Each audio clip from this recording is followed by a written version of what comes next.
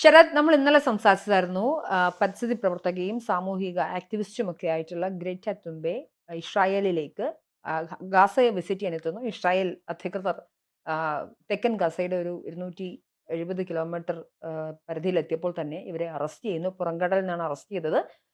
നാട് കടത്തം എന്ന ഉള്ള ഒഫീഷ്യൽ ഡിക്ലറേഷൻ ഇസ്രായേൽ നടത്തിയിരുന്നു. ഏറ്റവും ഒടുക്കം ഇവർ ഫ്രാൻസിലേക്ക് ഈ ഗ്രറ്റയെയും കൂട്ടാളികളെയും ഈ ഫ്രീഡം ഫ്ലോട്ടിലുണ്ടായിരുന്ന എല്ലാവരെയും നാട് കടത്തി.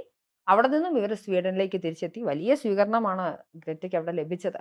ഇതിൽ ഏറ്റവും രസകരമായ ഒരു സംഗതി എന്തെന്നാൽ, ഗ്രറ്റ പറഞ്ഞത് താൻ ഇതിനെയൊക്കെ ഇസ്രായേൽ അധികൃതർ തന്നെ അറസ്റ്റ് ചെയ്തപ്പോൾ താൻ പേടിച്ചില്ല, ഭയപ്പെട്ടില്ല എന്ന് മാത്രമല്ല, ഗസയിൽ ഇസ്രായേൽ നടത്തുന്ന മനുഷ്യ കൂട്ടക്കൊല എന്നുള്ളതിനെ ലോക സമൂഹം മിണ്ടാതിരിക്കുന്ന നിശബ്ദതയാണ് തന്നെ പേടിപ്പെടുത്തുന്നതെന്നും താൻ ഇനിയും ഗസയിലേക്ക് പോകാൻ ശ്രമിക്കുമെന്നും മാത്രമല്ല, എന്തായാലും പൂർണ്ണമായ അർത്ഥത്തിൽ ഗസയിലെ ജനങ്ങൾക്കൊപ്പമാണ്. അവിടെ ഇസ്രായേൽ നടത്തുന്നത് മനുഷ്യ കൂട്ടക്കൊലയും വംശഹത്യയാണെന്നുള്ള സ്റ്റേറ്റ്മെന്റ് പറഞ്ഞുകൊണ്ട് തന്നെയാണ് ഗ്രറ്റ സംസാരിച്ചത്.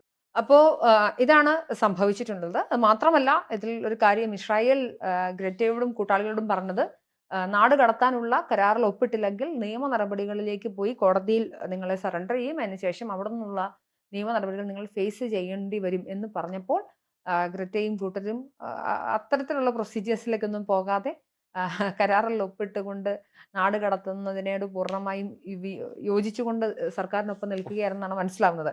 എന്താണ് ശരത്, ഇസ്രായേൽ ഇത്ര ക്രൂരന്മാരാണോ?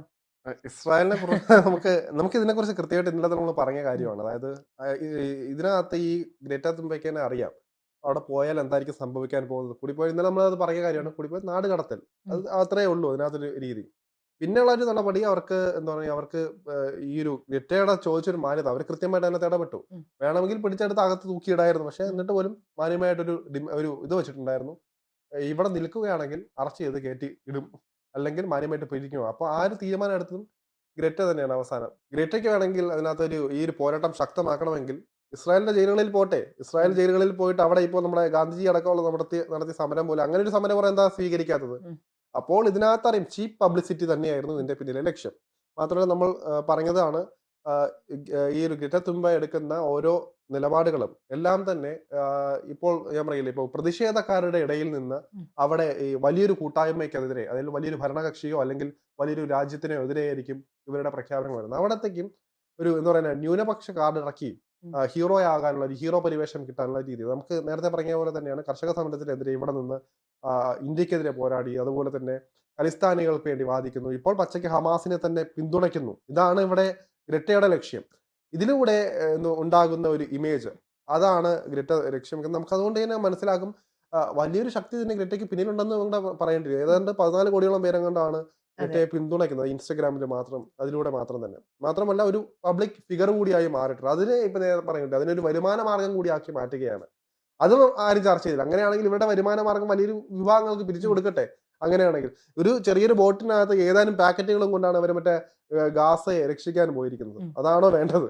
അപ്പോൾ ഇത് ശാശ്വതമായ പരിഹാരം വേണം, സ്വന്തം നാട്ടിൽ നിന്ന് വേണം. അപ്പം ഈ നിയമ നടപടികളെല്ലാം അറിഞ്ഞിട്ട് തന്നെ അവിടെ പോയി ഹീറോയിസം കാണിക്കാൻ നോക്കി അവിടെ തന്നെ ചീറ്റിപ്പോയി തിരിച്ചെത്തിയിട്ട് പിന്നെ ഒരു ഹീറോ പരിവേഷം കൊണ്ടുവന്നിട്ടൊന്നും കാര്യമില്ല. ആളുകൾക്ക് അതൊക്കെ കൃത്യമായിട്ട് മനസ്സിലാകും. അതാണ് ഇവിടെ സംഭവിച്ചത്.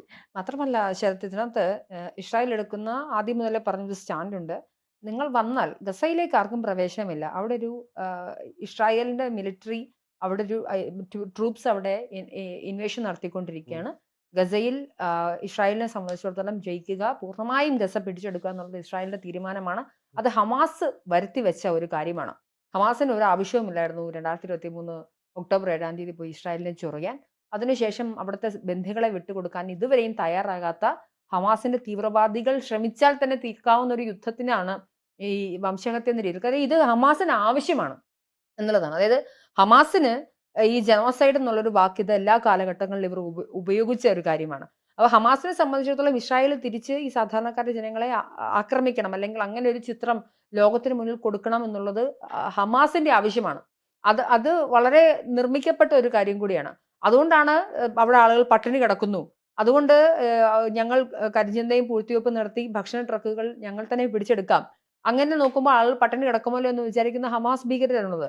അപ്പൊ ഗ്രറ്റയോ ഈ പറഞ്ഞ പൊളിറ്റിക്കൽ ഇസ്ലാമിനെ, ഇതുപോലെ ജിഹാദി മൂവ്മെന്റിനെ സപ്പോർട്ട് ചെയ്യുന്ന ആളുകൾ ആരും തന്നെ ഇത്തരത്തിലുള്ള യാഥാർത്ഥ്യങ്ങൾ സംസാരിക്കുന്നില്ല എന്നിടത്താണ് ഗ്രറ്റയുടെ ഈ പൊള്ളത്തരം അല്ലെങ്കിൽ അവർ മുന്നോട്ട് വയ്ക്കുന്ന വാദങ്ങളുടെ പൊള്ളത്തരം നമുക്ക് വ്യക്തമാവുന്നത്. എന്തായാലും സ്വീഡനിൽ ഇവർക്ക് സ്വീകാര്യത ഉണ്ട്. അവർക്ക് അവിടെ ചെന്നപ്പോൾ സ്വീകരിച്ച് വലിയ ആഘോഷത്തോടു കൂടിയാണ് സ്വീകരിച്ചത്. മാത്രമല്ല ഇസ്രായേൽ അധികൃതർ ഇവരെ പിടിച്ചുകൊണ്ട് പോകുന്ന സമയത്ത് ഒരിക്കൽ പോലും അവർക്ക് പൂർണ്ണമായ അർത്ഥത്തിൽ ഇവരുടെ ഡിജിറ്റൽ സാധനങ്ങൾ അല്ലെങ്കിൽ ഫോണുകളോ ഒരു സാധനങ്ങളോ നിരോധിക്കുകയോ എടുത്തു മാറ്റുകയും ചെയ്തിട്ടില്ല. അവർ കാര്യം കൃത്യമായിട്ട് ഭക്ഷണം കൊടുക്കുന്നു, വെള്ളം കൊടുക്കുന്നു, അവരുടെ കൊടുക്കുന്നു എല്ലാം. യാത്ര നല്ല സുരക്ഷിതമാണെന്ന് അതെ ഉറപ്പാക്കുന്നു. അതെ അവർക്ക് സെപ്പറേറ്റ് ആയിട്ട് സുരക്ഷ നൽകുന്നു. ഇതിനകത്തിന് നൽകുന്നുണ്ട്. ആക്രമണമുണ്ട്. കാരണം ഗസ ആ ഏരിയകളിലും അത്രയും സെൻസിറ്റീവായ ഒരു ഇടം കൂടിയാണ്. ഏത് സമയവും സംഭവിക്കാം. അതിന് അതിനകത്ത് ഗ്രറ്റയെ ചിലപ്പോൾ ഹമാസ് തന്നെ ഹമാസിനെ ആക്രമിച്ചേക്കാം. ആക്രമിക്കാം ഈ ഒരു രീതിയിൽ. അവിടെ ഉം, അങ്ങനെയാണല്ലോ സാധാരണ രീതി. ഉം, ഭക്ഷണം തട്ടിയെടുത്തിട്ട് അതും ഇസ്രായേലിന്റെ തലയിൽ ഉം, കെട്ടിവെക്കും. അവിടെ തന്നെ ആ സ്വന്തം ആളുകളെ കൊന്നിട്ട് അതും ഉം, ഇസ്രായേലിന്റെ തലയിൽ കെട്ടിവെക്കുന്നു. സ്വാഭാവികമായിട്ട് ഹമാസിനെ സംബന്ധിച്ചിടത്തോളം ഒരു സുഖമായിട്ടൊരു ഉം. കാര്യമാണ്. അപ്പോൾ ഇവിടെ ഹമാസിന്റെ ചെയ്തികൾ എന്താണെന്ന് നമുക്കറിയാം. അതുകൊണ്ട് തന്നെ ഗ്രേറ്റ അതിനകത്ത് പോയി കൃത്യമായിട്ട് തന്നെ ഇസ്രായേൽ അതിനകത്ത് സുരക്ഷിതമായി എത്തിച്ചു. ഉം. അല്ലെങ്കിൽ അവിടെ കടന്ന് ഒരുപക്ഷെ എന്തെങ്കിലും സംഭവിച്ചിട്ട് അതൊരു അ- വാർത്തയായി അതും മാറേണ്ട ഇസ്രായേലിന്റെ അവസ്ഥ വരും. തലയിലാവേണ്ടതായിരുന്നു. അതെ.